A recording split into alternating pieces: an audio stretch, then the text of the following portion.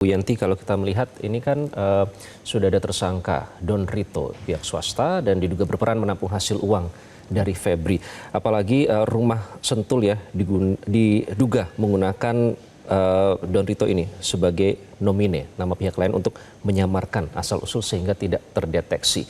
Nah, setidaknya artinya kan bisa dimintai keterangan ya Don Rito ini. Apakah jelas adanya tindak pidana TPPU di kasus ini dengan adanya perkembangan itu, Bu Yanti? Ya, itu sangat jelas ya. Tapi saya sebetulnya ingin menyampaikan, mohon maaf ya Pak Bang Rudi ya, kita tuh masyarakat ingin kompak itu bukan kompak saling melindungi antar lembaga, bukan. Kita tuh ingin lembaga kepolisian dan kejaksaan serta KPK tuh kompak memberantas korupsi. Itu yang kita inginkan. Saya masih, ini jadi kacau ya menurut saya 35 tahun mengajar, kacau. Artinya apa? Baru sekarang ada pencekalan, kemudian yang satu tetap di kepolisian, dan saya tidak lihat dasar hukumnya bahwa kepolisian bisa apapun itu namanya melimpahkan kayak menyerahkan, itu tidak bisa. Biasanya kalau dari kepolisian menyerahkan ya ke Polda misalnya, tidak terlalu di antara mereka. Kejaksaan pun di antara mereka yang ditangani pun mungkin ke Kejari. Tapi kalau antar lembaga penegak hukum korupsi itu yang ada hanya di Undang-Undang KPK, yaitu KPK yang menentukan. Jadi ini kita nggak bisa juga menyalahkan kepolisian. Kita nggak tahu apakah kepolisian ini ditekan, takut, nggak mampu atau apa. Nanti abang aja yang menyampaikan ya, melihat ini memang harus diawasi oleh Panja, tuh mengawasi ini kenapa kepolisian kok menyerahkan karena nggak mampu, karena memang udah sangat tidak punya kehilangan akal caranya bagaimana, ataukah memang ditekan harus menyerahkan. Tapi jangan ada bargaining lain.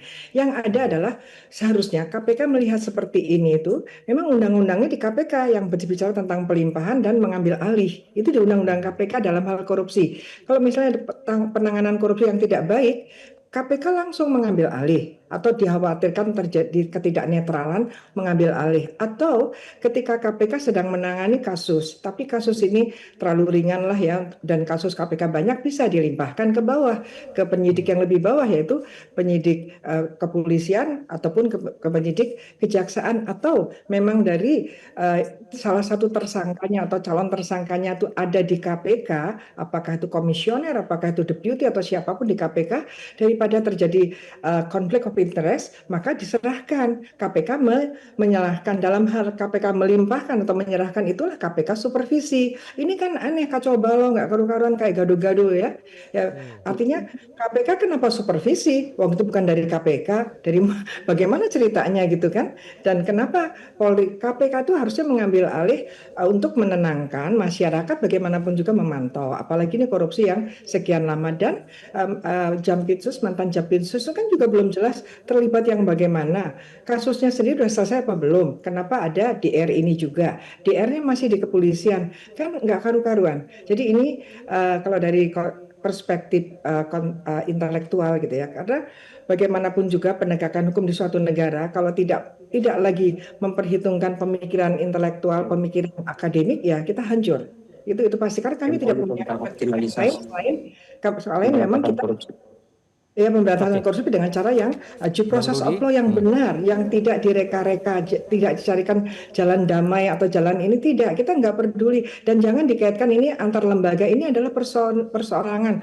Hukum pidana bicara tentang kejahatan yang bersifat private, tidak bukan kejahatan yang bukan perbuatan seperti di perdata bisa diwariskan, artinya bisa diganti uang. Kita konfirmasi dulu ya Bu Yanti ya, siapapun ke Bang Rudi ya. Pribadi. Kalau hukum pidana sangat private, sangat dia sendiri yang akan melakukan. Jadi ini adalah ini persoalan personil, persoalan oknum. Jadi jangan dikaitkan ini kepolisian, kemudian apalagi di framing bahwa Kapolri dan Jaksa Agung sudah akur. Ini apa-apaan gitu ya. Rasanya kurang bagus lah di pandangan Baik, kita masyarakat. dulu ke Bang Rudi.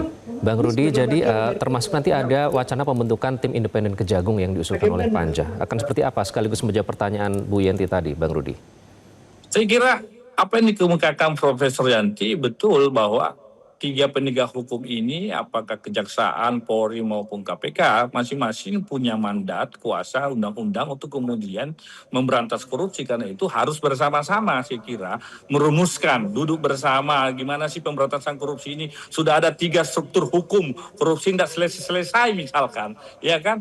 Dan satu-satunya di dunia, Indonesia ini punya 3 struktur hukum di bidang pemberantasan korupsi. Dan ini menjadi koreksi bersama kita, bahwa memang harus saling bersama-sama duduk bersama untuk merumuskan strategi pemberantasan korupsi. Bukan berarti penyerahan ini dalam konteks saling melindungi, tentu kita tidak mau itu terjadi. Justru penyerahan ini mungkin seingat kami itu ada MOU SKB di antara 3 lembaga penegak hukum ini, kesepakatan bersama lah, ya, optimalisasi pemberantasan korupsi antara Jaksa Agung, Kapolri, KPK tahun 2012 seingat saya, dan itu memungkinkan saja untuk dilakukan penyerahan. Tapi betul kata Prof Yanti, jangan kemudian penyerahan ini lalu kemudian terkesan ada saling melindungi satu sama lain, itu juga tidak dibenarkan. Yang pasti proses penegakan hukum khususnya kasus yang melibatkan petinggi kejaksaan ini menjadi atensi bersama, atensi publik, dan itu harus memang kita awasi bersama. DPR punya panja dan akan bekerja untuk mengawal kasus tersebut. Kira-kira seperti itu.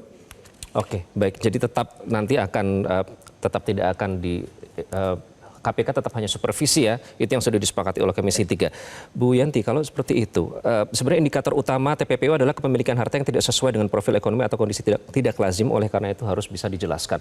Nah, yang menjadi pertanyaan kan pada saat menggelar konversi ya, Bu Yanti ya, Jambitsus Febri itu seolah-olah ingin menjelaskan asal-usul hartanya, tapi justru malah semakin tidak jelas. Nah, apakah itu bisa menjadi penelusuran selanjutnya terkait dengan asal-usul harta yang tidak bisa dijelaskan tersebut, Bu Yanti?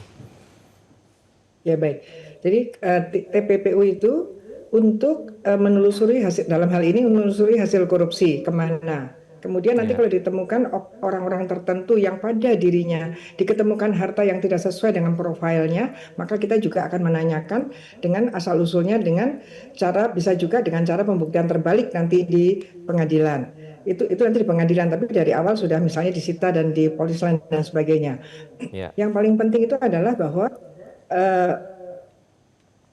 waktu beliau menyatakan bahwa ini akan disampaikan asal-usulnya, kita berpikir ya, apakah beliau ini akan mengatakan bahwa ini bukan punya saya, tapi punya lain. Artinya, apakah akan menunjukkan bahwa ada pelaku tindak pidana pencucian uang yang lain, orang lain, bukan saya, gitu. Tapi yang paling penting adalah bahwa properti itu, uang-uang itu, emas itu adalah bukan halal. Itu adalah harus dirty money, itu harus dari hasil kejahatan, dan itu harus dibuktikan juga oleh penyidik, dan juga nanti kalau tidak, dan kalau nanti masuk ke pengadilan, yang bersangkutan juga bisa defend bahwa yang dikaitkan dengan itu adalah harta bukan dari kejahatan tapi dari hasil ini. Silahkan, itu nanti pembuktian terbalik untuk menyatakan ini loh sumbernya bukan dari kejahatan. Nah ini kan penting. Maka saya khawatir sekali Pak Rudi ya, ini kan tadinya polisi sudah mendalami, sekarang jadi mentah lagi kan, tadi sebutnya baru pelimpahan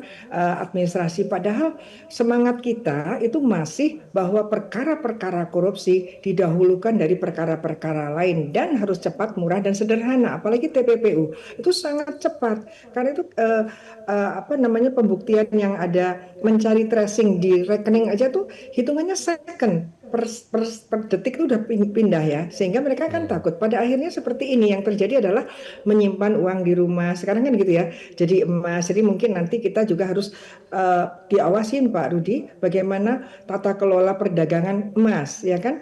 Sekarang muncul menerima penjualan emas tanpa surat. Nah ini kesempatan, ini bahaya sekali. Mereka yang menerima ini juga harus lapor kepada PPATK yang menjual emas itu siapa. Karena kalau tidak, ini ternyata menjadi celah untuk pemberantasan korupsi, yaitu melakukan TPPU melalui beli emas dan jual emas yang tidak ada suratnya. Itu jelas sekali di media sosial disebutkan kami menerima penjualan emas tanpa surat. Nah ini seperti menawarkan TPPU ini, jadi menawarkan mesin cuci, silahkan ke sini yang tanpa surat. Nah ini udah sulit sekali dilacak kalau sampai seperti itu, karena itu termasuk, kelihatannya modusnya keren. Oke, Dan dia anonymous asset type ya Bu Yanti ya, uang tunai baik itu rupiah maupun valuta asing, emas batangan itu kan jenis aset yang sulit dilacak, tidak ada jejak dan juga tidak ada paper trailnya begitu, jadi sulit dilacak dokumennya. Bang Rudi, silakan, apakah ini memang fenomena korupsi sistemik di mana aparat hukum justru menjadi pemain atau bahkan pelindung berita korupsi, terlebih kasus yang menjerat Febri ini kasus korupsi di lingkungan plat merah? Ya tentu kalau kami kan tidak mau masuk ke teknis penyidikan ya, itu menjadi domain para penyidik. Tetapi ini menjadi koreksi kita bahwa sekali lagi kawan-kawan baik itu kejaksaan, di polisi, di KPK, kalau diberi mandat oleh negara undang-undang untuk menegakkan hukum, memberantas korupsi, jangan kemudian mau menjadi pemain. Jangan karena kewenangan itu kemudian dipakai untuk misalkan mengambil keuntungan tertentu. Apalagi sampai kemudian menimbun harta tanda petik ya. Tentu kita tidak mau. Nah, ini menjadi pembelajaran dasar. Dan kasus yang kalau ini benar terjadi menimpa petinggi kejaksaan, ini bukan hanya terjadi di oknum-oknum di kejaksaan, juga terjadi di oknum KPK, di oknum Polri itu sendiri. Makanya saya katakan ini bukan hal baru, tapi ini harus dimaknai. Ya, dan saya melihat Presiden mau bersih-bersih untuk itu. Ini menjadi alarm bagi penegak hukum kita, baik di KPK, baik di kejaksaan, baik di Polri, untuk berhati-hati karena untuk membersihkan Indonesia ini harus bersih dulu dari penegak hukumnya. Ini yang kami istilahkan sapu bersih. Jangan jadi sapu kotor. Sapu kotor mau membersihkan lantai yang kotor. Gimana caranya kalau menggunakan sapu kotor? Analoginya seperti itu. Kita mau aparat kita punya integritas bersih sehingga dalam menegakkan hukum jalan lurus, on the track. Kira-kira seperti itu. Ini makna dari kejadian kasus ini. Kira-kira seperti itu kalau tanggapan saya. Jelajahi cara baru mendapatkan informasi. Download Metro TV Extend sekarang.